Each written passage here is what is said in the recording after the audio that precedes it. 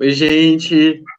Meu nome é Rodrigo Veloso, sou sociólogo, sou do Movimento Unificado pela Diversidade, e hoje a gente vai participar de um debate a respeito de mídia alternativa e especificamente do caso da Venezuela, né? Um caso considerado de sucesso, onde a mídia alternativa conseguiu impor ou apresentar uma narrativa contra-hegemônica.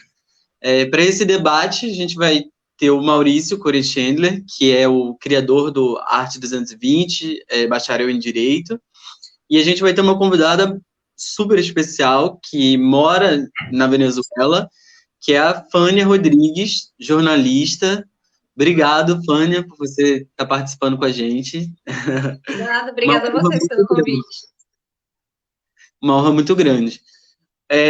Eu vou ficar nesse papel meio que de mediação, mais de estimular o debate entre os nossos dois maiores conhecedores a respeito desse tema. Que exagero! E sem mais delongas, eu vou começar com uma provocação para a gente iniciar o nosso debate, que é a coisa mais imediata, né? Como está a situação da Venezuela nessa pandemia do coronavírus, né? A gente tem aqui no Brasil um contexto muito difícil, o país entre os mais afetados, e ainda assim a gente vê muita notícia negativa a respeito da gestão na Venezuela, né? O jornal o Globo tem batido constantemente na gestão do coronavírus na Venezuela. Eu queria perguntar para a Fânia e para o Maurício, quem quiser começar, como que está a situação na Venezuela nesse momento? Boa, posso começar. Assim, a Venezuela, ela conseguiu controlar a cadeia de contágio do coronavírus. Isso foi uma medida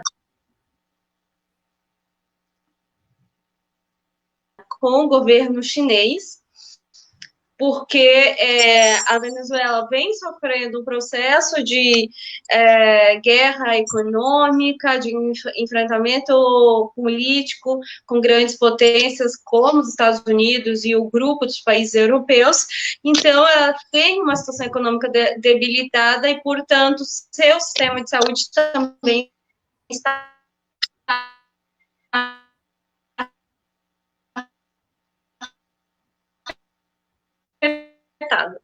vendo essa parceria com o governo chinês, e o governo chinês enviou para a Venezuela uma delegação de cientistas, médicos, estudiosos, enfim, pesquisadores, acho que foi no total uns 15 ou 20 cientistas, e aí eles ajudaram os médicos venezuelanos a estabelecer alguns protocolos. Entre esses protocolos estava a quarentena, que a Venezuela foi o primeiro país a decretar quarentena. Foi no dia 14 de março. Então, muitos governos falam, eu fui o primeiro. E aí eu fico pensando, Venezuela não está no mapa da América do Sul, né?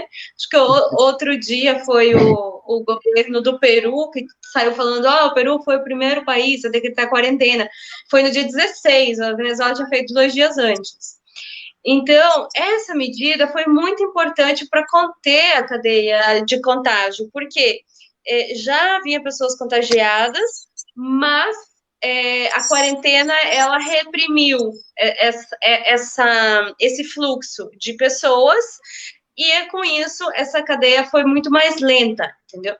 E essa é uma das razões. A outra razão é que a Venezuela tem um sistema de saúde pública muito interessante na base, ou seja, na detecção do problema, e os médicos venezuelanos estão em todo o território nacional, nas comunidades, nas favelas. Por exemplo, a favela aqui de Petare, que é uma das maiores da América Latina, aí junto com a Rocinha, com aquela favela lá do México e tal, só nessa favela tem 5 postos de saúde. E você vê, a Rocinha tem um posto para atender toda a comunidade, né? Então, assim, só aí você vê a diferença de estrutura entre um país e outro. E os médicos adotaram uma estratégia que também faz parte dos protocolos desenhados com os chineses, que é ir de casa em casa, ou seja, os pacientes que queriam atendimento médico, eles já não iam mais aos postos. Eles solicitavam uma consulta médica através da internet, num sistema que o governo criou, e aí eles ali descreviam seus sintomas, e a partir disso, o médico, uma equipe médica, não era só um médico, uma equipe médica, assim, com enfermeira e tal, visitava esse paciente para entender e, às vezes, até coletar material já para fazer exame. E isso também evitou que muitas pessoas fossem para os centros de saúde e que ali fosse contagiado também. Enfim, foi uma série de iniciativas que fez com que a Venezuela conseguisse frear essa cadeia de contágio. Não foi por sorte, ou que boa que é a Venezuela, ou que Deus é venezuelano. Não, foram estratégias de ciência mesmo, baseada em pesquisa, sabe? Que fez com que a Venezuela conseguisse controlar o coronavírus aqui. Maurício, trazendo um pouco agora para o Brasil, toda essa situação que a Fânia descreveu muito bem, por que você acha que, apesar de tudo isso que ela acabou de dizer, as notícias têm sido sempre negativas com relação à Venezuela nos principais veículos aqui do Brasil? Por que você acha que a narrativa que ela acabou de nos apresentar não se torna uma opção para os leitores brasileiros? Olha, a gente pode colocar... Primeiro, enfim, muito obrigado, né, Fânia, você está aqui. É uma honra muito grande a gente ter uma jornalista militante, popular, brasileira na Venezuela, dedicando, né, todo o esforço, né, de trabalho para ir contra essa mídia hegemônica, como o Rodrigo colocou, acaba pautando e escolhendo como os debates serão feitos e travados, não só no tema Venezuela, mas no tema protesto, no tema antifascismo, enfim. E é muito difícil a gente conta, nós somos taxados de malucos, de loucos, né? Mas eles contam com todo um aparato. Então, eu não sou da área de comunicação, talvez a Fânia possa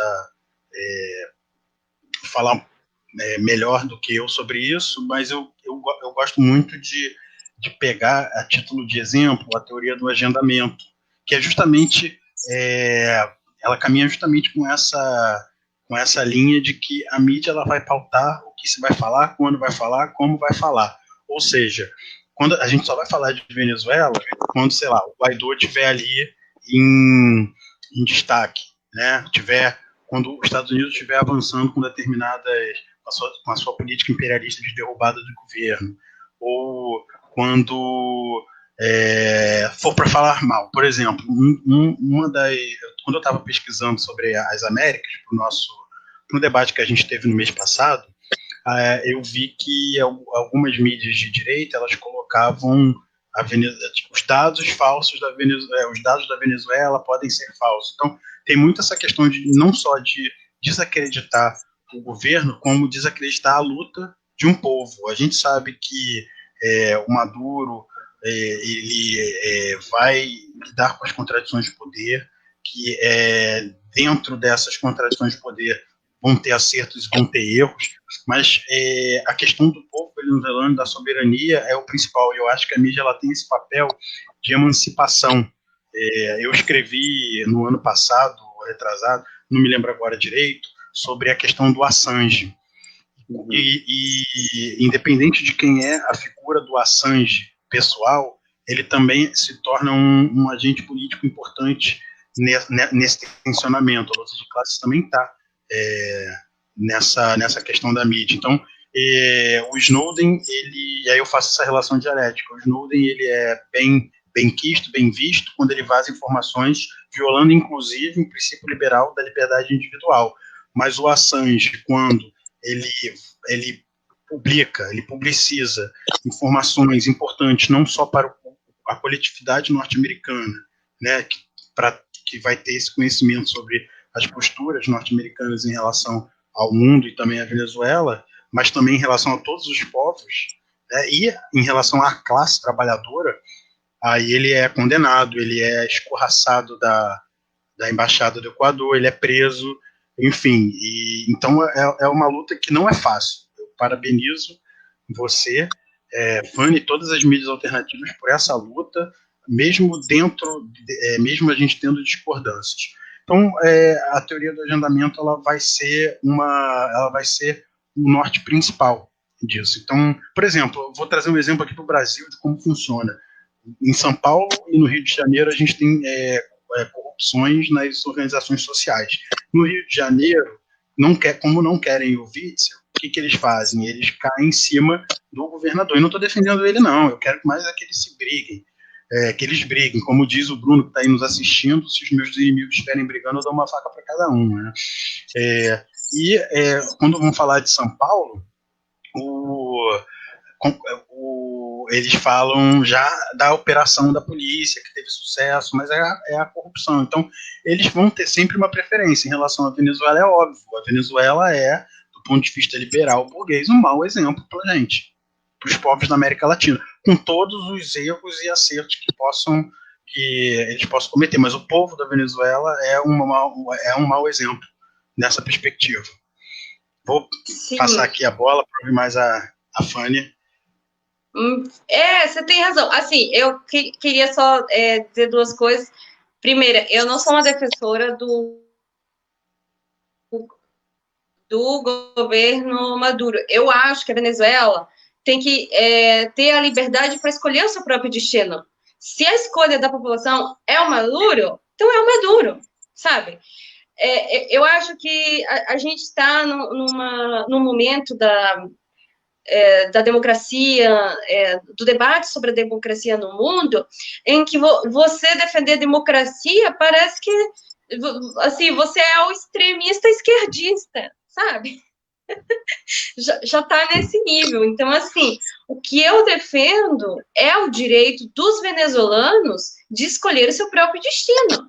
Então, assim, o que os Estados Unidos tentam fazer na Venezuela é derrubar um governo que foi eleito democraticamente, porque os opositores, e tem que ser dito isso, porque os opositores venezuelanos respeitam as eleições aqui.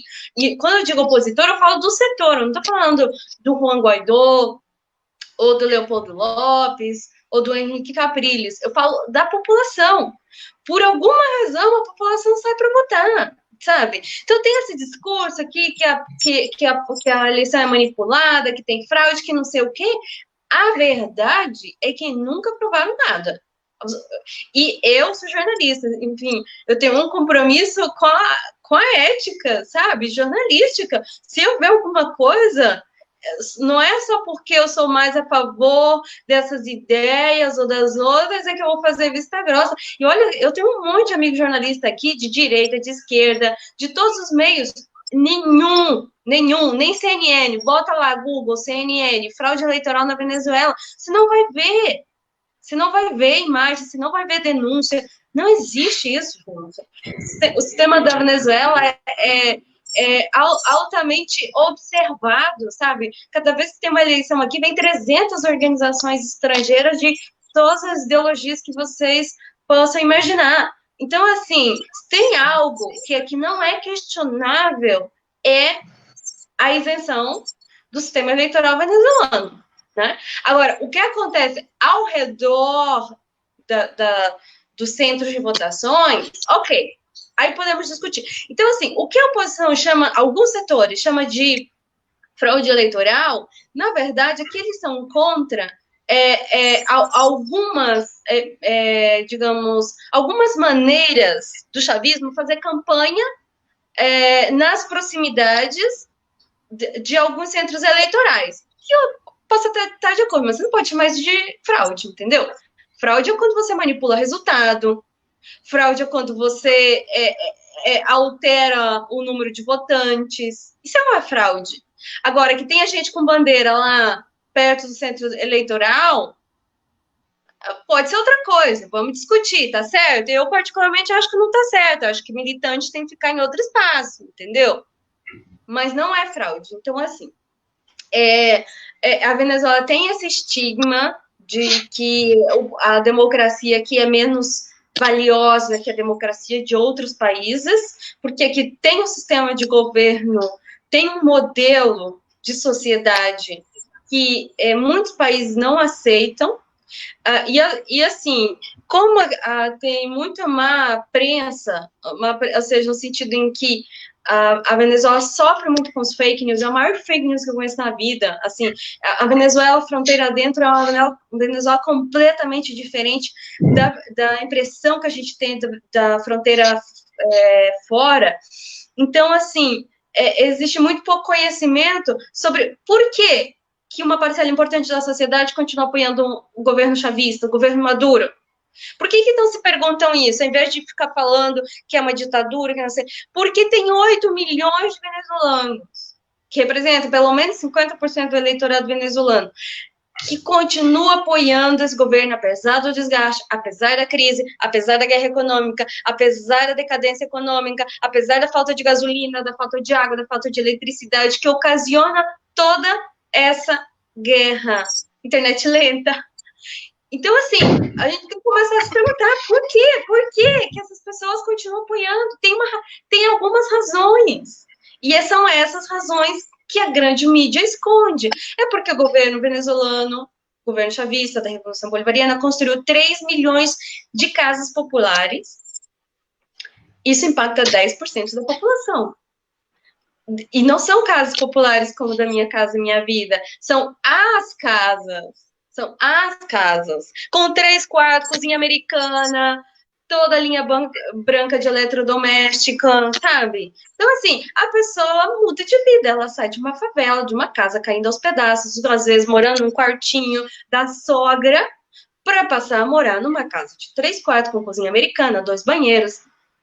E tô falando de 3 milhões de casas. Não são 3 milhões de pessoas, são 3 milhões de casas. Então, assim, tem um impacto, sim, direto na vida e nas condições de vida das pessoas.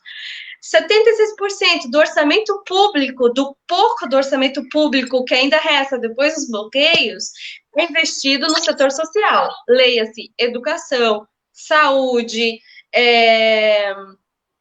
como se chama?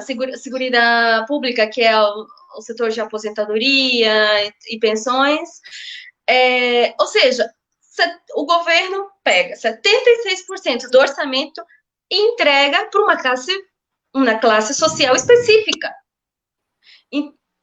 É suficiente? Eu acho que não, porque, assim, o orçamento da Venezuela está muito encolhido, né, com a baixa do valor do petróleo, com os bloqueios das contas que o Estado venezuelano tinha no exterior.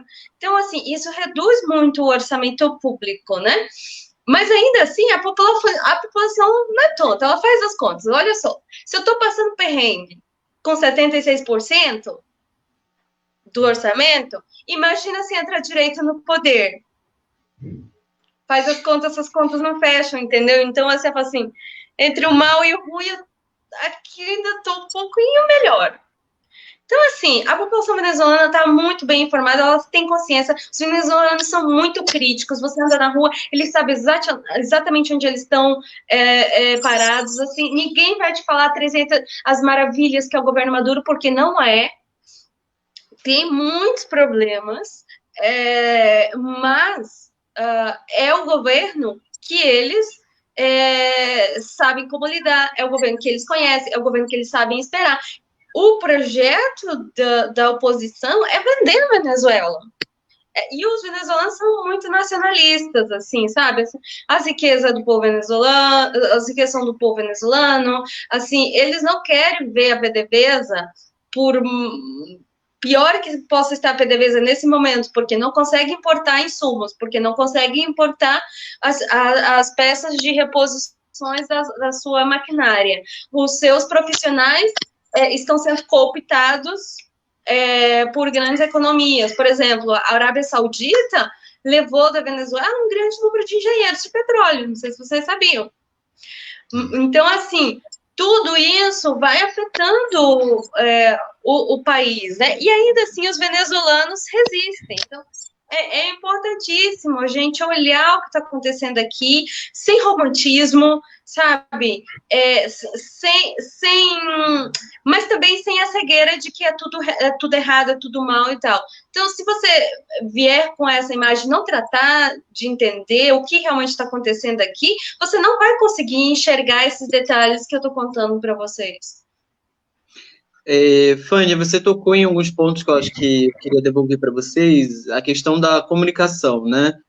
Você falou de casas populares, aqui no Brasil a gente teve o Minha Casa Minha Vida, que foi um programa que construiu, justiça seja feita, milhões de casas também, mas ele, de alguma forma, ele não conseguiu comunicar, né? Muitas das pessoas, inclusive, que foram beneficiadas pelo programa através da Caixa, não conseguiram fazer a associação entre aquela linha de crédito ou aquele condomínio e o próprio governo.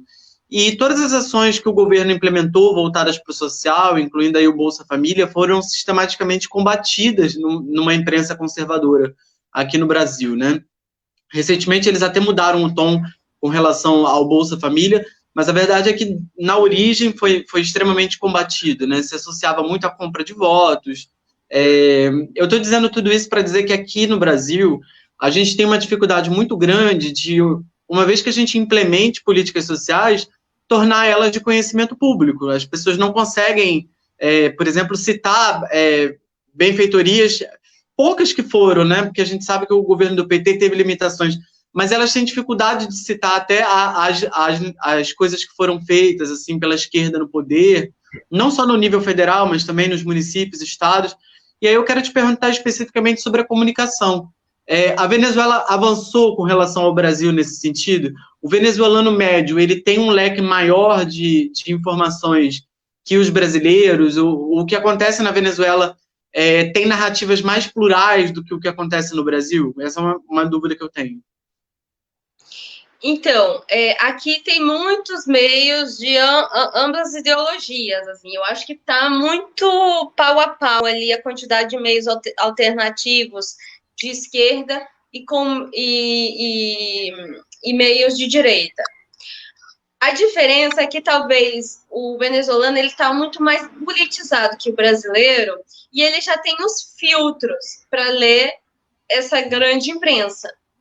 Então, quando ele lê um tom, uma palavra tal, até porque isso é uma condição de sobrevivência do próprio venezuelano, sabe? Porque, assim, é uma sociedade que está polarizada e é muito engraçado, assim, depois de um tempo você vai pegando o jeito também para identificar as pessoas, né? Mas é que tudo caminha em política. Então, assim, é muito importante você identificar logo de que ideologia é aquela pessoa que você está falando, entendeu?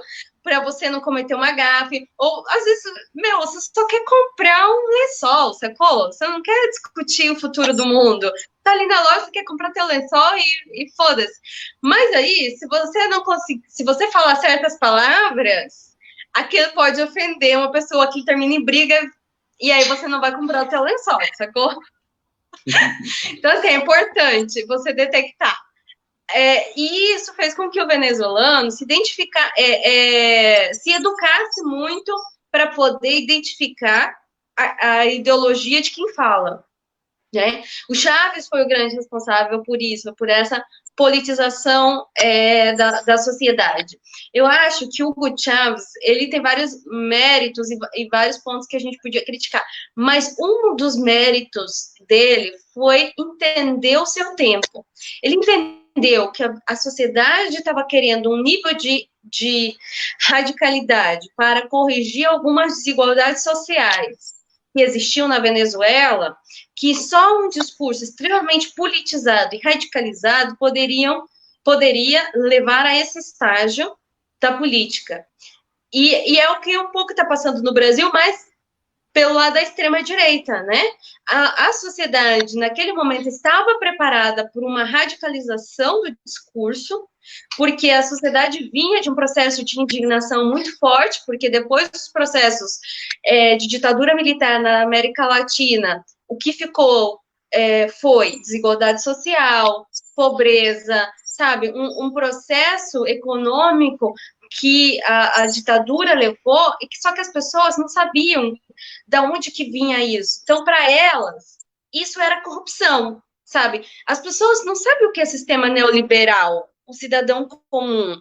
Não sabe o que é liberalismo, capitalismo. Então, quando ela fala de desigualdade, da indignação dela, está na corrupção. Por quê? É o que ela consegue identificar mais rápido como um processo de desigualdade, né? E isso eu vi também em outros países da América Latina que eu tive a oportunidade de trabalhar, de fazer cobertura, como no México, como na Colômbia, como na Argentina, sabe? Então, é muito comum esse discurso da corrupção, porque é o que as pessoas conseguem identificar. Não é só um discurso da mídia que usa a corrupção para perseguir a esquerda, é também muito do senso comum de não saber identificar os processos mais complexos da sociedade. E aí o Chaves conseguiu identificar essa linguagem e falou: vamos para cima, e o nosso inimigo é o neoliberalismo, entendeu? E educou a população politicamente para identificar esses processos. Hoje, por exemplo, você nunca vai ver os líderes opositores que são de direita, extrema-direita, criticar o socialismo, porque a maior parte dos venezuelanos se identifica com o socialismo, eles se dizem socialistas. Então, você encontra essa identificação natural dos venezuelanos, você encontra um país inteiro, encontra uma nação inteira.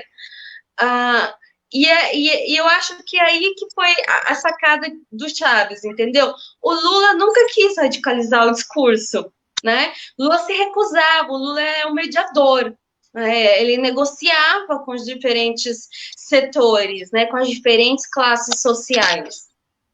O Chaves nunca aceitou negociar com a extrema-direita, né? Ali com o centro ele até dialogava um pouquinho. Passou do centro, meu amor, não tem diálogo, entendeu? E aí a população se identificou com isso, porque tipo, é o vamos para cima, entendeu? E foi o que o Bolsonaro conseguiu fazer no Brasil, pegar esse discurso radicalizado e canalizar a indignação das pessoas, porque tem muita gente que vota no Bolsonaro que é da classe popular. Se não fosse assim, ele não teria sido eleito, né? Então, assim, por exemplo, na minha própria família, eu tenho gente que votou no Lula, no PT, né, do Lula e do primeiro mandato da Dilma, mas agora votou da Bolsonaro, sabe? E por quê? Porque com o Lula, por exemplo, eles se identificam ali com o discurso do Jornal Nacional, né? Eu não posso nem chamar de direita, porque assim, não tem a formação para chamar de direita. Não é direita, é discurso do Jornal Nacional. E aí, eles engoliam Lula porque convinha pelo bolso, entendeu? Mas aí, quando chegou o Haddad, ninguém entende o Haddad, gente. Haddad fala, as pessoas não entendem o que ele diz, sabe? Ele não consegue chegar nessa classe. Assim, não é uma crítica. Eu, pessoalmente, admiro o Haddad. Eu acho que é um intelectual admirável. Eu acho que ele fez um ótimo trabalho no Ministério da Educação. Mas, assim, um cara admirável do ponto de vista ético, moral, sabe? Mas, enfim, o discurso dele não chega na massa. E a gente sabe disso, não é segredo para ninguém. Não é segredo para ninguém. Maurício, a Fanny está tocando um ponto. Eu vou já passar para você, porque eu queria te botar essa provocação. Ela está tocando um ponto que eu acho que é muito interessante, que é essa coisa do Bolsonaro e do Maduro terem uma base popular muito sólida. E isso permite que, vez ou outra, a gente encontre aqui na imprensa brasileira a acusação de que o Bolsonaro e o Maduro são opostos pelo vértice que se encontram, né? Eles são equivalentes. Os dois seriam populistas e teriam práticas parecidas. E aí eu queria perguntar a sua opinião. Eu queria saber se você, obviamente, não concorda, isso eu já sei, mas eu queria saber de você qual que é a base disso, aonde se assenta essa comparação constante na imprensa brasileira entre Bolsonaro e o governo Maduro. Então, Rodrigo, eu vou entrar já nesse tema. Eu queria só... porque a Fanny ela deu várias informações para a gente que a gente aqui a gente tem que ralar para encontrar, né? A verdade é essa. Por exemplo, os próprios dados sobre como é o formato das casas entregues, né? Eu não sabia. O que a gente vê até na mídia alternativa é o seguinte: foram entregues as casas. O projeto foi assim, assado, demorou, não demorou, foi entregue na meta, mas a gente não vê esses detalhes. Então, e isso também é muito importante para a gente, só reforça a importância do trabalho da mídia alternativa. Então, eu, durante quase um ano, estava fazendo pesquisa sobre a América Latina, eu continuo, mas eu estava fazendo para um estágio que eu pro estágio que eu estagiava, né? Ficou feio assim.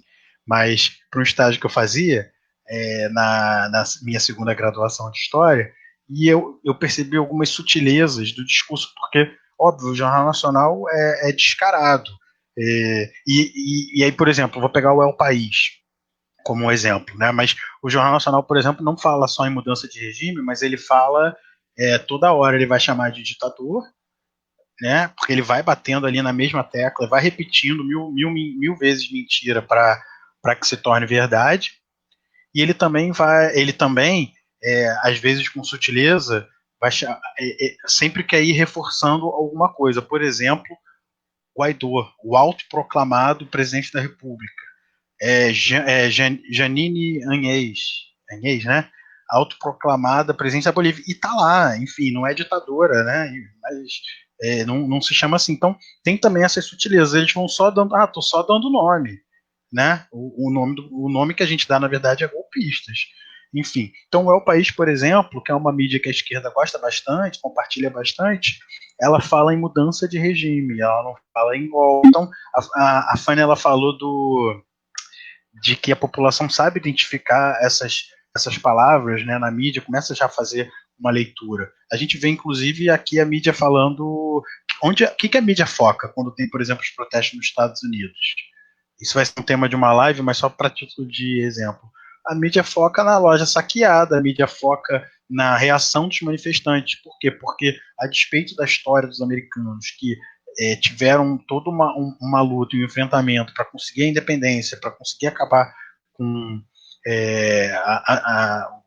a segregação norte-sul, escravidão, essas coisas, ela agora não pode. Não pode ter gente questionando dessa forma, né? Dessa forma violência. Então, o que acontece com a mídia? Ela coloca o Bolsonaro e o Maduro no mesmo saco, assim como eles colocam a violência da escravização, a violência da exploração, com a violência da ruptura, com a violência da libertação, né? Então, é muito nesse caminho.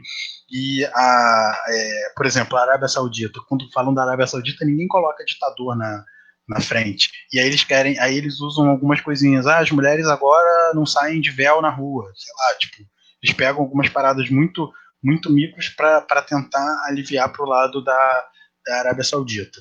Então,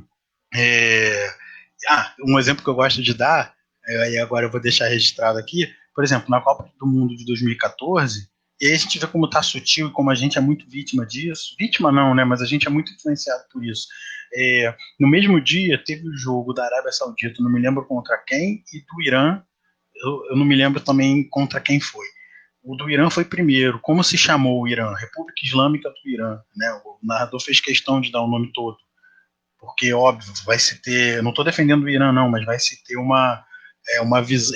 O islâmico, ele já tem um certo sentido construído pela mídia, demonizado quando a gente vê aqui. E a Arábia Saudita, cujo nome é muito mais, digamos assim, retrógrado que o do Irã, que agora, eu esqueci agora, reino, acho que é reino da Arábia Saudita, não chamou assim, né?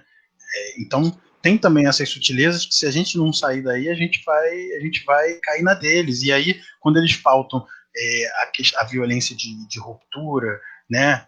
Com esses saques, com a queima dos carros policiais, etc., né? Primeiro, eles estão deixando de lado quanto vale a vida, né, de um trabalhador negro, quantos carros queimados, quantas vidraças quebradas valem a vida de um trabalhador negro, além de eles estarem defendendo a propriedade privada, mas eles também estão fazendo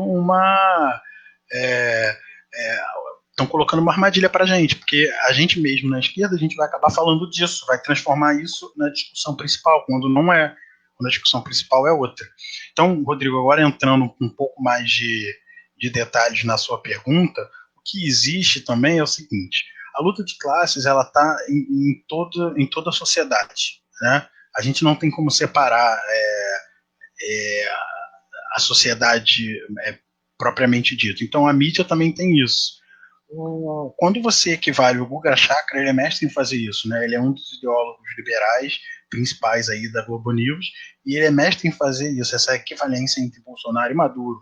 Então, ele diz, na forma eles são iguais, só que ele não contextualiza e ele não analisa a distinção de conteúdo. E isso é algo que a gente também tem no próprio meio acadêmico, né? Porque parece que a gente está lacrando, reconhecendo a forma, mas o conteúdo é muito mais difícil. O conteúdo dá trabalho, né? Então a gente tem aqui no Brasil um Bolsonaro que para dar R$600 demorou pra caramba, né, de auxílio, e como a Fânia colocou, a gente tem um governo que deu 3 milhões de casas, com 3 quartos, com cozinha americana, com toda uma estrutura, não só largou, né? Essa casa você agora que se vê. Então a gente vai vendo que o conteúdo é diferente. O conteúdo aproximação com os militares é totalmente diferente também. E a gente precisa entender também como funciona o jogo político. A moral é bonita, mas o jogo político, ele é o jogo político, ele é a realidade funciona assim. Então, se você vai fazer, o Maduro, ele precisou se aproximar, o Chaves fez isso também, precisou se aproximar dos militares, mas ele também fez a população se tornar consciente, não só no campo das ideias, mas também no campo da luta, de que é ela quem vai garantir a soberania da Venezuela. Então, resumindo muito, é forma e conteúdo. Um copo de Guaraná não é igual a um copo de urina, só na forma, quem olha de longe. Né? Mas na hora de beber, você sente a diferença. Então, eu acho que também a gente precisa entender essas diferenças, e as críticas que o Maduro e o Chaves e todo o campo da esquerda merecem e devem receber, são críticas que, a meu ver, tem que vir dentro de uma lógica da esquerda, porque é uma lógica de melhorar a situação do trabalhador, e não de piorar a situação do trabalhador como a direita quer. E, especificamente no caso do PT, eu voto hoje. Antes eu votava porque realmente eu acreditava que existia mudança estrutural, mas hoje eu percebo, através de toda a minha experiência, de que não existe uma mudança estrutural pelo voto, mas que a gente precisa reduzir, se a gente tiver a possibilidade de reduzir nem que seja 1%, 2%, sofrimento, enfim, da classe trabalhadora, a gente precisa. Então é muito nessa lógica do que é menos pior, né? Do que nesse sentido. Fânia, queria passar também essa pergunta para você. Essas comparações Bolsonaro e Maduro, o que você acha disso? Faz algum sentido? Existem semelhanças, mesmo na forma como o Maurício está descrevendo, na atuação deles? O que é isso que aparece com tanta frequência aqui no Brasil? Não existe nenhuma semelhança. Tem muita. O que alguns jornalistas, algumas pessoas tentam fazer essa comparação para tentar usar a rejeição do Bolsonaro e associá-la à rejeição ao Maduro. Mas eles recebem uma rejeição por situações opostas, sabe? O Maduro, a rejeição dele internacional é fruto de um poder midiático. A rejeição do Bolsonaro é porque ele é fascista. É bem diferente. Mas, assim, eu queria falar de uma coisa que eu acho que a população comum não sabe. Existe uma organização chamada Sociedade Interamericana de Prensa. Não tem equivalente em português. É uma sociedade que ela é entre proprietários de meios de comunicação. É como se fosse um sindicato patronal, mas do continente americano. Então, os grandes meios de comunicação do continente, eles dialogam através dessa associação. Tem no Wikipedia, se você colocar SIP, S-I-P, no Google, colocar Sociedade Interamericana, provavelmente vai ser levado a essa página da Wikipedia, que explica um pouquinho do que se trata. Então, assim, esse sindicato patronal, e eles organizam a linha editorial. Cuba vinha denunciando isso desde os anos 60, mas, assim, ficou popularmente conhecido justamente com o Julian Assange. A Wikileaks chegou a divulgar alguns documentos internos dessa organização, algumas reuniões, atas de reuniões, onde eles literalmente combinavam pauta. Então, assim, existiam alguns protocolos, alguns parâmetros. Por exemplo, o que você falava, Maurício, dos protestos. Isso é um padrão. Eles estabeleceram que é o seguinte, quando tiver uma greve, o que esses meios da CIP vão focar? Como a sociedade é prejudicada com a falta de transporte, por exemplo, greve de motoristas de ônibus. Eles vão focar naquela pessoa que está na parada do ônibus, querendo ou ir fazer compra, ou ir para o trabalho. Então, eles vão entrevistar esse tipo de pessoa, assim, focando na classe popular contra a classe popular, entendeu?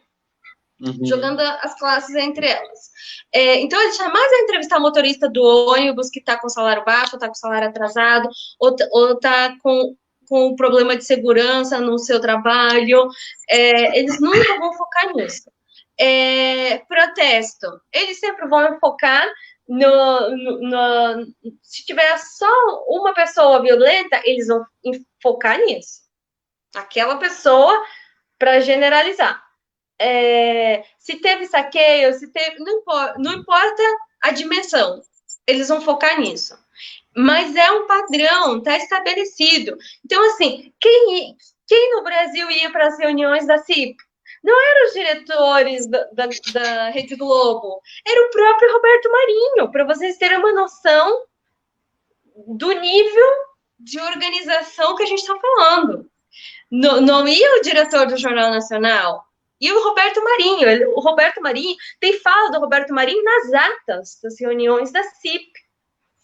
Então, assim, é importante a gente entender por que, de repente, toda a grande imprensa tem o mesmo discurso, e a gente acha que é por acaso, que acha que é por uma questão de identificação de classe. Ok, pode até ser também, mas existe uma combinação, um acordo, um padrão, um protocolo de cobertura para esses casos. Então, assim, eu queria trazer isso, embora seja um tema que já não é tão falado mais, foi muito falado no seu momento, foi muito discutido no seu momento, uns 10 anos atrás, mas agora eu vejo pouquíssima gente falando disso, e é importante a gente estar sempre renovando esses temas, porque aquelas pessoas que ouviram 10 anos atrás não são as mesmas que estão se formando hoje, né? É importante a gente vir trazendo esse fluxo de informação e renovando. Agora, sobre a questão da polêmica, se Bolsonaro é igual a Maduro, são radicalmente contrários. Assim, essa é a minha opinião, porque o Bolsonaro, ele vem de um processo de radicalização da extrema-direita, do supremacismo branco. O Maduro, outro ponto de indignação da direita branca, heterossexual aqui da Venezuela, é que se você for para frente de um ministério do governo venezuelano, qualquer ministério, escolha aí, qualquer ministério, e você fica 5 minutos na porta desse ministério, você vai se dar conta de quem carrega o Estado venezuelano é o povo. As pessoas que entram e saem dos ministérios têm cara de povo, tem cor de povo, tem jeito de povo, sabe? Não são os engravatadinhos, não são os branquinhos, não são as meninas loirinhas com suas mechas caríssimas de salão.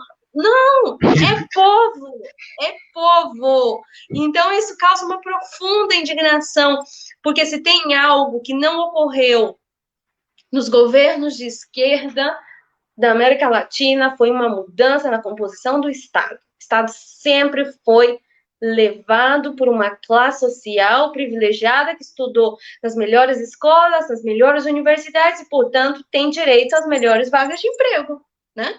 Isso não acontece na Venezuela.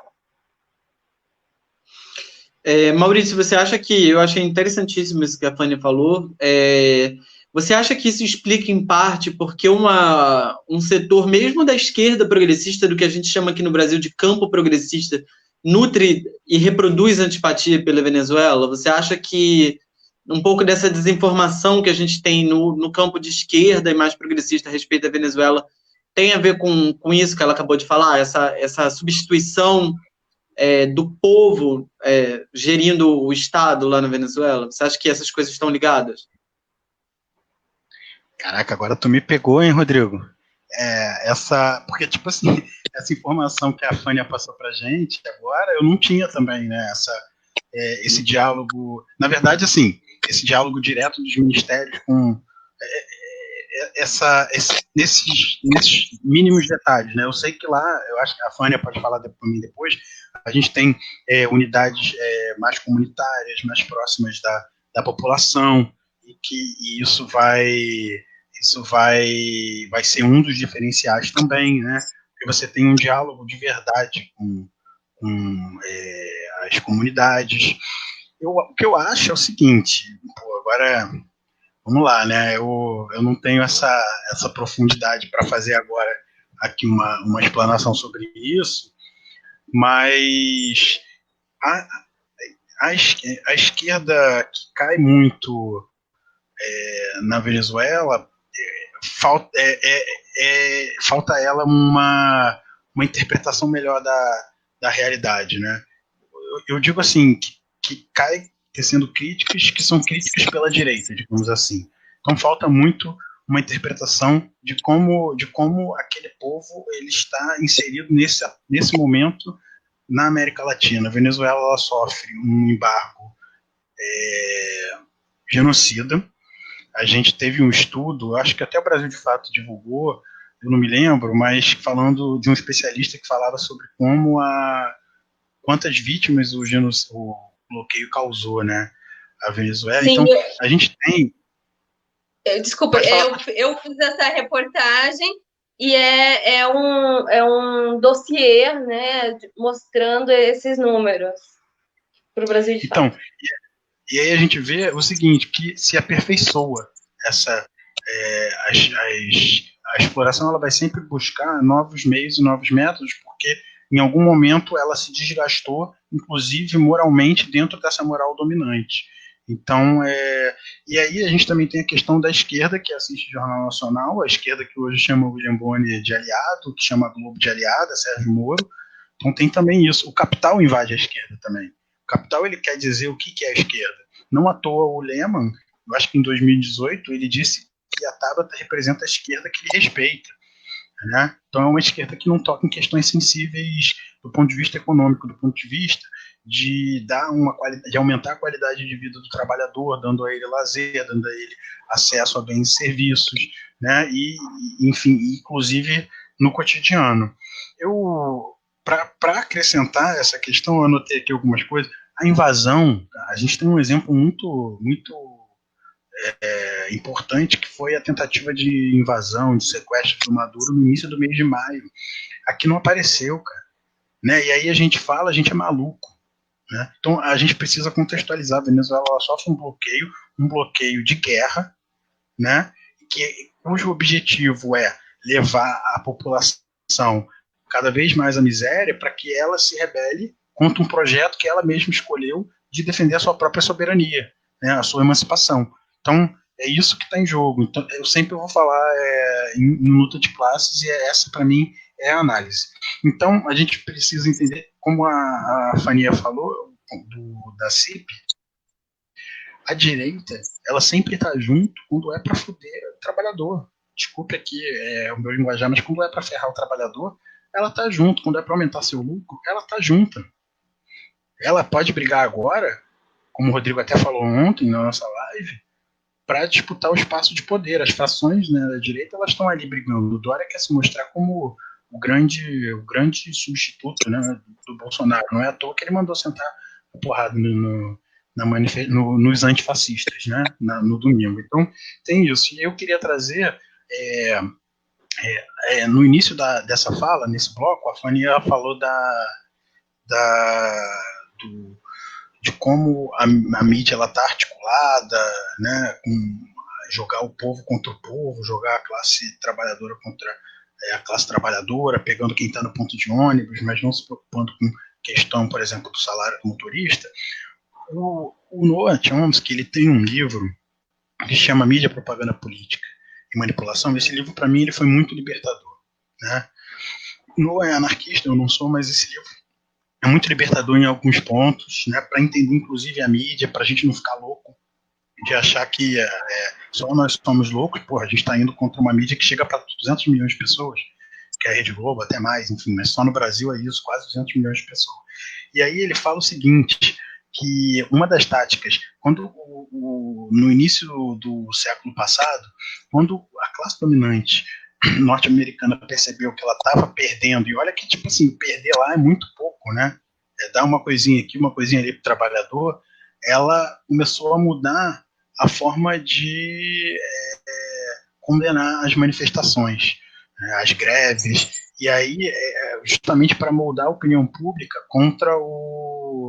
contra essa defesa de uma melhora de vida dos trabalhadores. Então, quando algum, sei lá, ele dá o exemplo lá, eu não tenho agora ao certo, mas parece que teve uma greve numa indústria, não me lembro se era automobilística, e o discurso que se começou a construir na mídia, ganhou força, foi de que, olha, a gente quer que vocês trabalhem, quem não deixa são eles são os malvados, né? Então, eu, empresário, você faxineiro e você gerente, nós estamos todos juntos, estamos sendo ferrados por causa deles, por causa desses malvados, né? Então, a gente precisa realmente da mídia alternativa, né, com esse ativismo, e não é só na mídia, porque quando a mídia consegue esse objetivo de condenar, ela invade, ela faz leis. O Chomsky diz que depois desse sucesso de contra-propaganda contra os grevistas, veio uma lei para diminuir limitar e restringir mais ainda o direito de greve, tentar atacar os sindicatos. Então, a mídia ela é um instrumento, sim, de emancipação. A imparcialidade, para mim, ela é um mito. É óbvio que a gente tem que buscar a verdade. A verdade, ao contrário do que muitos defendem, a verdade é uma, a realidade é uma, né? Mas a gente precisa buscar essa informação e entender a quem se serve. O Jornal Nacional, a Globo, a Folha, né, eles servem a gente da elite. O Brasil de Fato, Opera Mundi, Arte 220, Vai para Cuba, né, Sua Página, eles servem a classe trabalhadora, com todos os defeitos que possamos ter nas nossas defesas.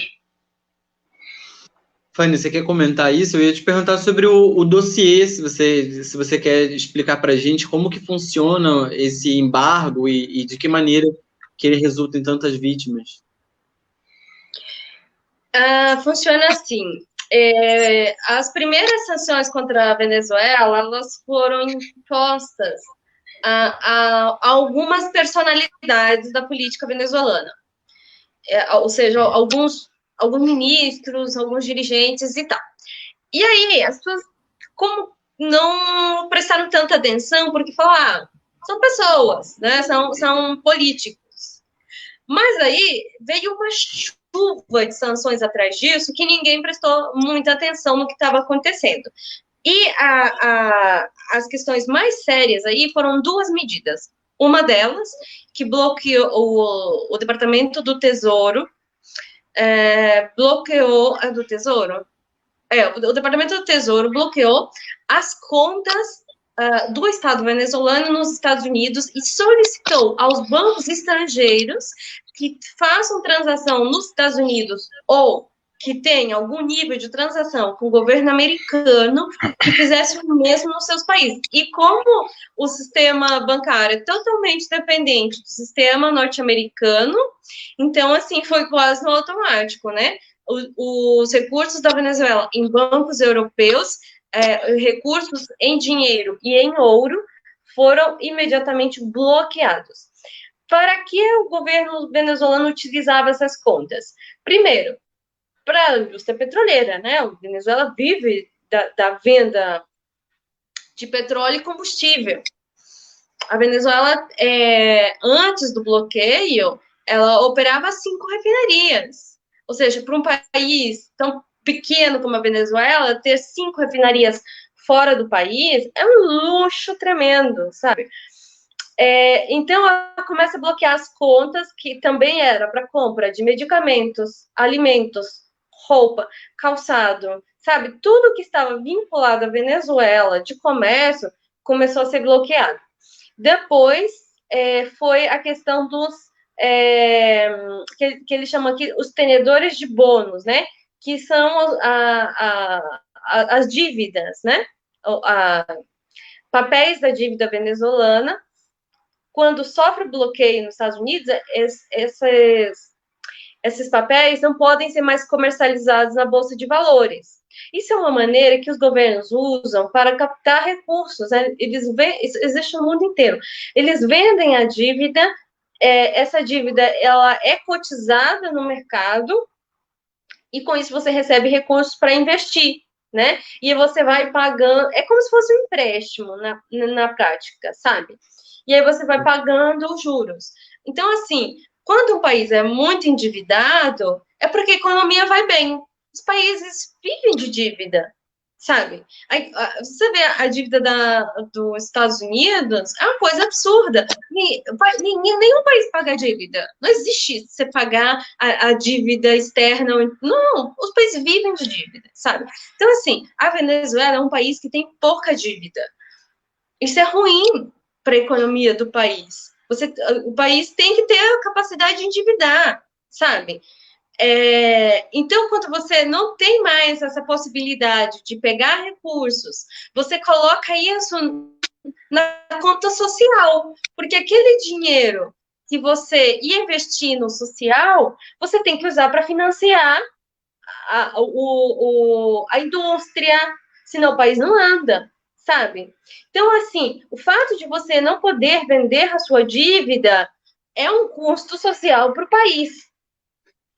A outra questão foi o bloqueio para as empresas que tiver alguma relação de comércio com a Venezuela. Isso afetou muito o país. Porque, assim, então, no início, eles estabeleceram alguns setores, sabe?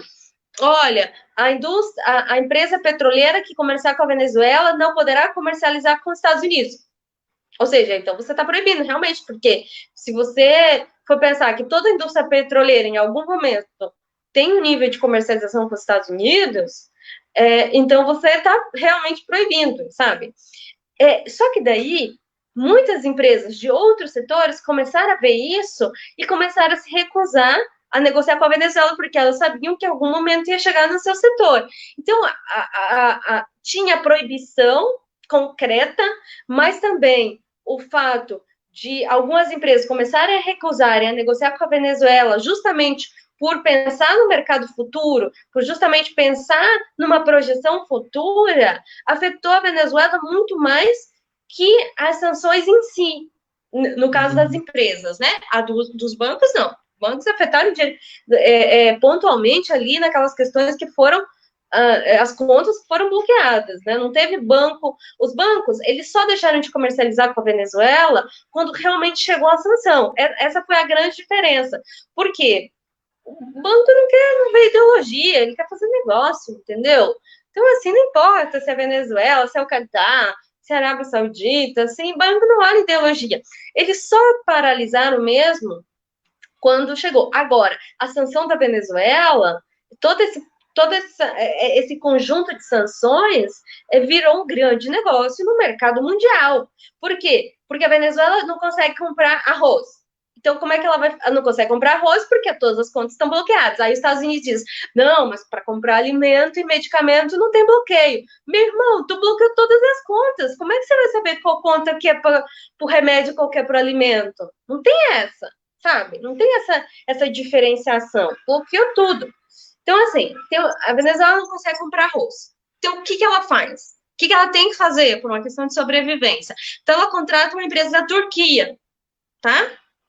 Só que essa empresa da Turquia, ela não acha o governo Maduro legal, ela quer fazer negócio, sabe? Não é porque ela acha que os venezuelanos são gente boa. Então, ela vai cobrar pelo risco que ela vai correr de ser bloqueada, ela vai cobrar uma taxa de 15% só para fazer a transação. Ela não vai pegar o arroz, ela não vai trazer o arroz para a Venezuela, não é ela que vai fazer isso. Ela vai terceirizar essa logística. Mas pelo fato dela de usar sua maquinária financeira para fazer a transação econômica, só aí ela já cobra 15%. Entendeu? Aí essa empresa, ela recontrata outras empresas, porque ela não pode fazer o direto. Então, ela passa por outras 3 empresas, que é o triângulo, que eles falam, né? É a triangulação para você não detectar qual é a origem e qual é o destino, qual é a origem do dinheiro e qual é o destino da mercadoria. Então, ela recontrata. Cada recontratação dessa é uma taxa a mais que o governo venezuelano tem que pagar. Então, assim, é um nível de mercenarismo econômico brutal, sabe? E é isso encarece o custo de tudo, né? O resultado final é um produto para o consumidor final muito caro, né? As coisas acabam... O Maurício, a gente viu isso acontecer antes com Cuba, né? Houve um bloqueio econômico que dificultou as importações, o acesso ao crédito, a capacidade de endividamento do Estado. Isso, com o tempo, foi gerando, digamos, um distanciamento da própria renovação tecnológica da ilha de Cuba com relação ao restante do mundo, né? A ponto das pessoas irem lá e tirarem foto com os carros. Isso agora está até mudando um pouco, mas é um pouco essa realidade. Você acha que essa é uma dinâmica comum na fase atual do capitalismo? Essa estratégia de cerco econômico é uma, digamos, atualização dos métodos tradicionais imperialistas para forçar a mudança de regime? Como é que você vê essa situação que a Folha... Não, com certeza, Rodrigo. Com certeza. Tudo que a Fânia falou é exatamente isso. Eu acho que eu só acrescentaria, na verdade não é acrescentar, né? Resumir tudo numa seguinte lógica. Você leva toda uma população à miséria, né? Ou tenta fazer isso, e você diz que a culpa é da gestão do Maduro, do Chávez, né? E você esquece o bloqueio. Na revista Opera, não é a Opera Mundi, é a revista Opera, né? Do Pedro Marim, do André Ortega. Eles colocaram um artigo de como o New York Times ele faz esse processo de demonização dos países, óbvio, com o objetivo final de você derrubar o governo da maneira que precisar.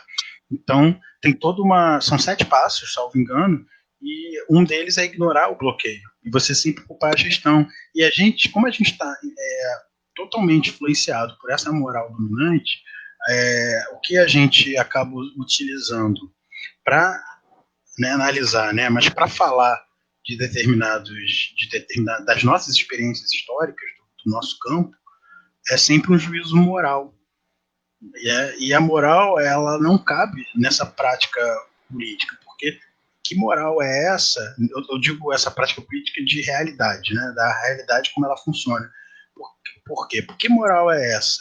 Que condena a gestão, mas ignora e não condena o bloqueio, que é muito mais grave, muito mais vitimoso. Então, funciona assim, você também vai ter, não é só a Venezuela que sofre isso, você falou de Cuba, tem a Coreia Popular, né, tem o próprio Irã, tem, enfim, historicamente, né, outros países. A gente também tem esse processo de mitologia de figuras, ao contrário do que o André falou ontem de heróis de ocasião, a gente tem heróis que são construídos pela mídia de direita, a ponto de, por exemplo, o Churchill ser um grande exemplo de democrata e se esquecer que ele era um supremacista. Então, e se esquecer do que ele fez na Índia, que ele concordou, e deu aval se fazer na Índia. Então, é óbvio, a gente precisa fazer essa contextualização sempre, porque na forma é muito mais fácil. Se a gente ficar restrito à forma, desculpa, é muito mais fácil se condenar. Então,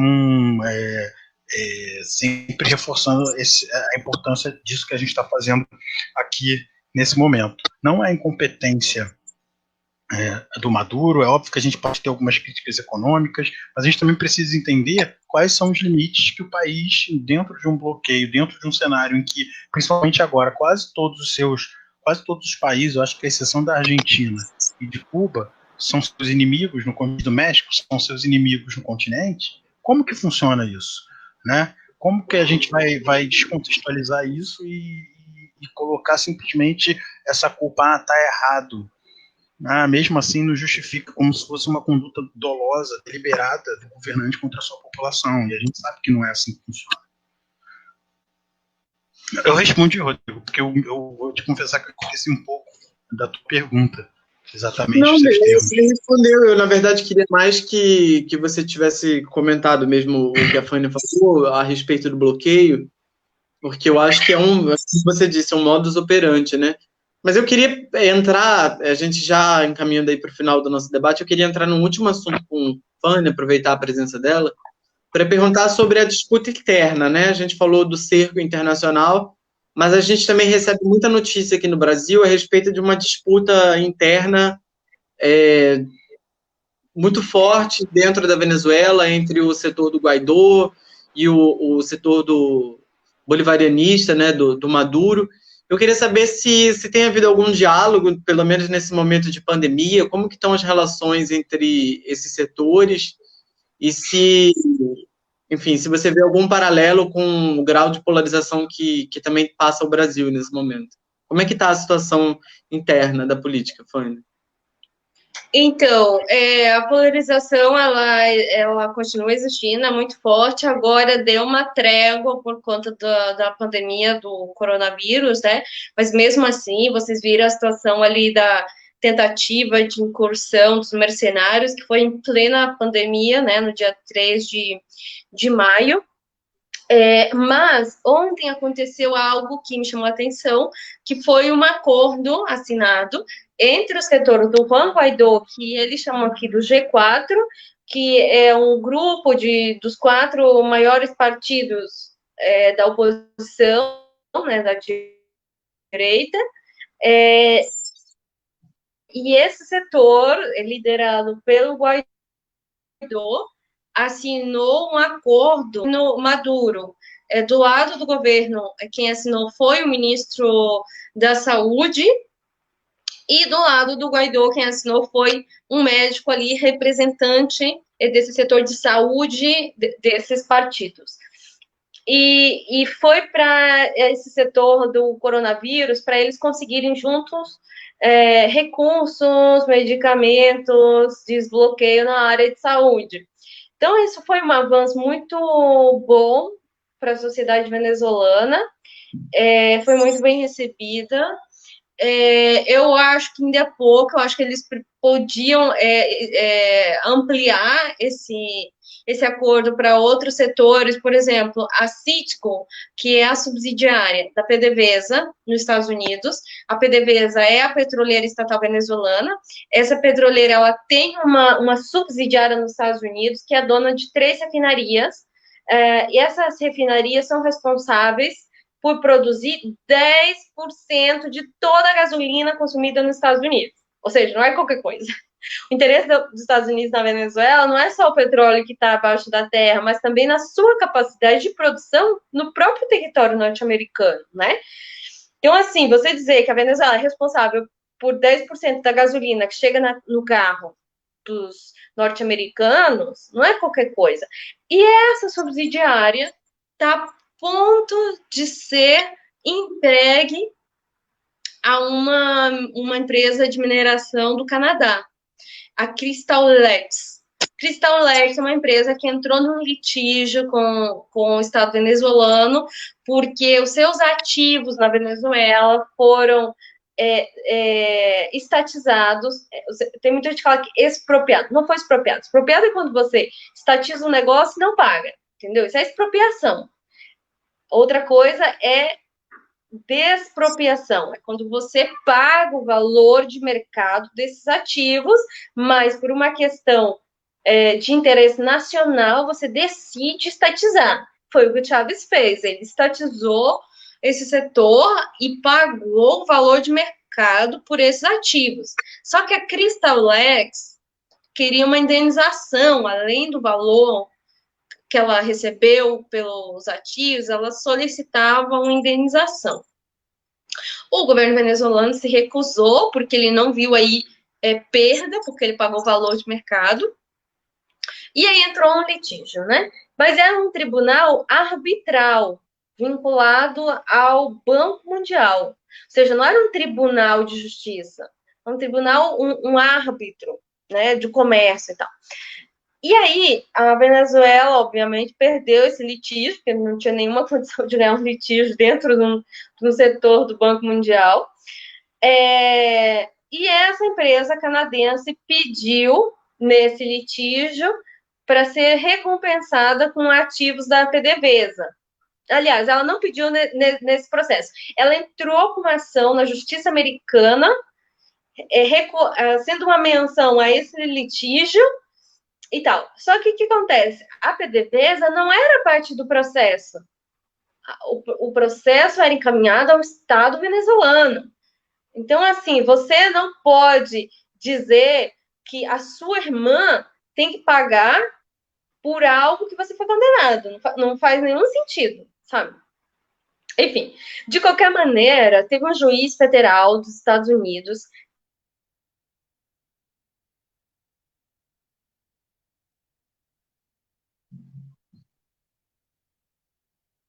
Vania congelou para mim.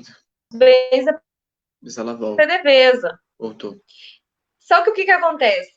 Não sei se cortou aí para vocês, para mim deu uma cortadinha. Deu uma cortadinha.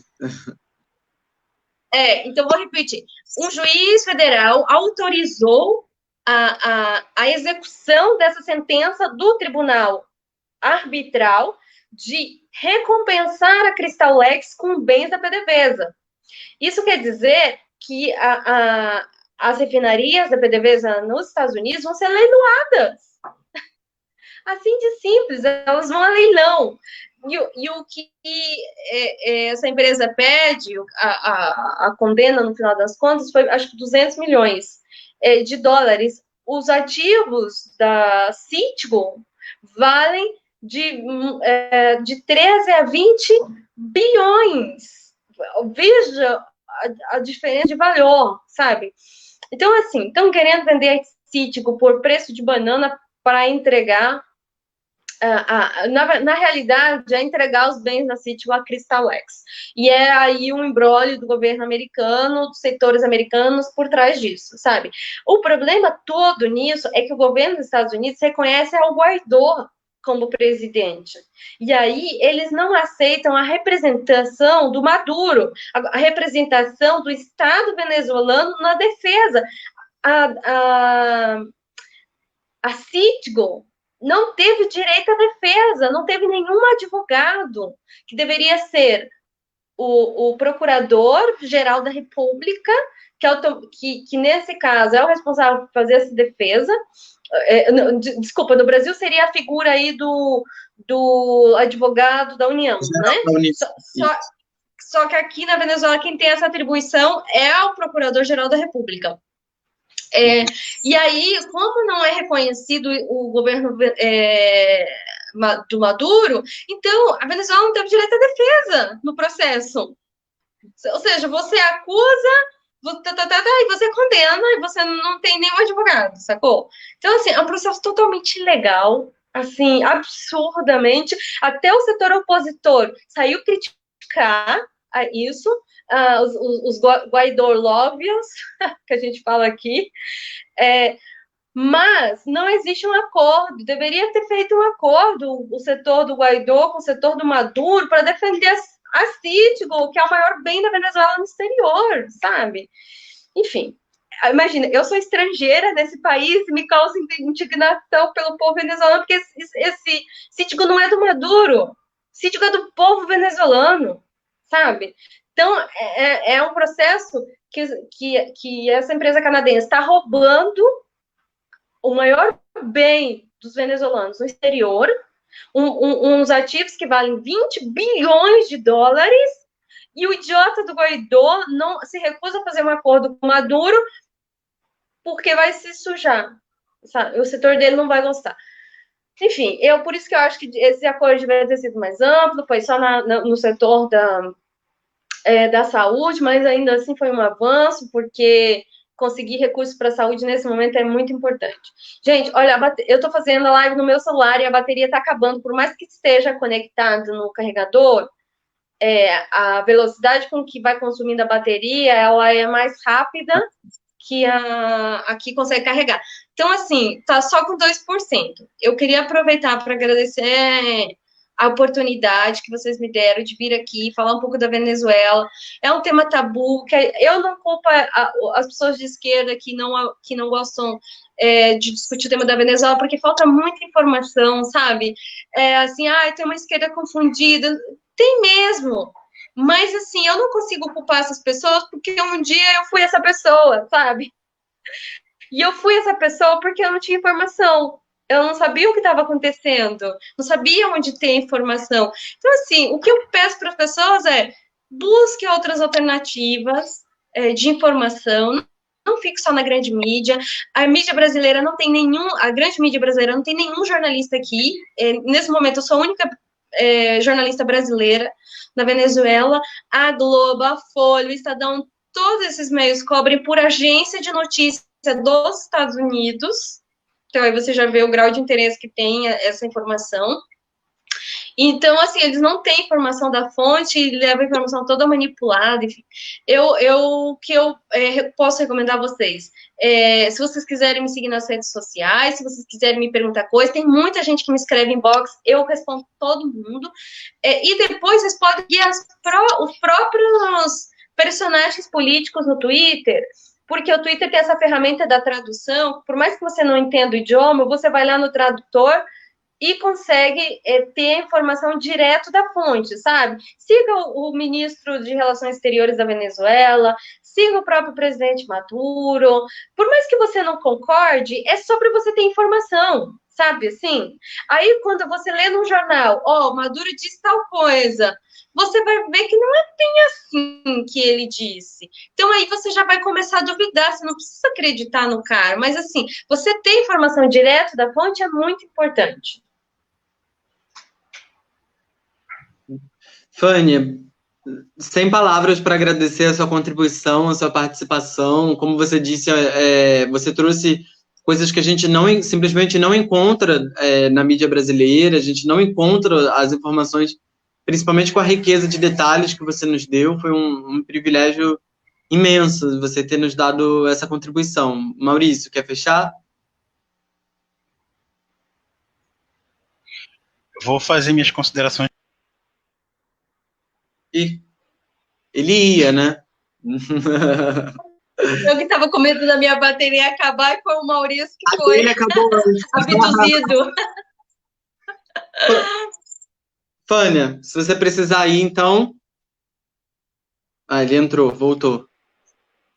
Tá me ouvindo? Desculpa, gente, caiu aqui. Eu vou fazer também minhas considerações finais rápidas, tá? Então, isso tudo que a Fânia trouxe pra gente...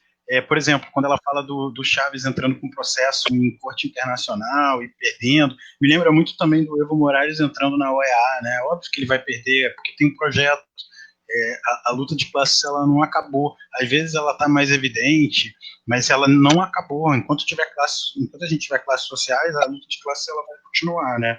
E como é teratológico, né, que o Guaidó seja reconhecido como presidente, assim como a Janine Ángel, mas isso faz parte do projeto imperialista, né? Você reconhece e assim você acaba minando e boicotando um governo. E eles que têm a carta. O que eles querem é que a gente jogue nas regras dele. Se não for... o que eu percebo são duas coisas. As regras deles são Estado mínimo, né? Para a gente, né? Não para as empresas, e as eleições do jeito que eu quero, a conduta com o povo e lidar com o povo do jeito que eu quero, e o Estado também, né? Isso está dentro do Estado. Eles chamam qualquer presença do Estado de ditadura, e isso vai sempre sendo naturalizado. Mas a gente percebe que, tipo assim, no meio de uma pandemia, quando a gente tem um Estado centralizado, bem organizado, é muito mais fácil você lidar com isso. Você constrói hospitais mais rápidos, você tem toda uma logística que é diferente de quando a gente está vendo no Brasil o Estado descentralizado, cada vez mais privatizado. Então, outro ponto o Canadá, né, super fofinho, parte da esquerda adora o Canadá, e a gente sabe que o Canadá está sempre ali muito, muito próximo dos Estados Unidos nas suas ações, né, imperialistas. E é como você falou, existe, Fanny, um projeto do qual a mídia faz parte. Sequer tem jornalista na Venezuela. O jornalista ele é chamado lá nos Estados Unidos, o Guga Chakra, qualquer outro, como se isso desse mais legitimidade para o jornalista. Estou falando aqui dos Estados Unidos, então eu estou falando a verdade, né? E não é assim. Eu acho que a gente precisa entender que a mídia também tem lado, a mídia tem interesse, né? A mídia dominante ela tem interesse, não é de passar informação, né, da mídia dominante, é de distorcer uma realidade para ela alcançar os objetivos dela. Então, num Estado capitalista, eles usam a liberdade de expressão como se fosse algo absoluto no sentido de existência, quando na verdade ela não existe, essa liberdade de expressão e também de imprensa, porque enquanto a Globo, a Record, a Band falam para mais de quase 200 milhões de pessoas, a gente aqui de mídia alternativa não alcança nem 1 milhão. Né? Então, que liberdade é essa? E aí vem essa meritocracia imposta, né? Como se a Globo tivesse merecido. Mereceu porque fez política, porque cometeu crimes para chegar até onde chegou. Né? E como se nós, na verdade, fôssemos fracassados. A gente não alcança 200 milhões de pessoas na informação sobre o que acontece, por exemplo, na Venezuela, porque nós somos fracassados. Eu acho que não é bem assim. Então, parabenizar o trabalho da Fânia e dizer que eu admiro muito isso. Essa sua militância jornalística, não à toa a gente te procurou, e é isso. Vamos incentivar a mídia alternativa dentro do nosso campo de esquerda. A gente sabe que as esquerdas são várias, mas a gente precisa ter bem delineado quem são os nossos inimigos. A direita, como eu falei antes, para atacar o trabalhador, ela é uma só, ela se une. Então, a gente, para defender o trabalhador e reagir contra as ações da direita, a gente também precisa ser um só nessa luta. Respeitando sempre as nossas diferenças, mas precisamos entender e delinear bem quem são os nossos inimigos. Maurício, muito obrigado também. Muito obrigado. Oi? Não, ia te agradecer, ia falar muito obrigado. Já agradeci. Eu ia agradecer também a você. É isso. Então, gente, muito obrigado também por estar aí nessa. Não, imagina. Obrigado, gente. Obrigada, valeu, tchau, valeu, valeu. Tchau. Tá online ainda?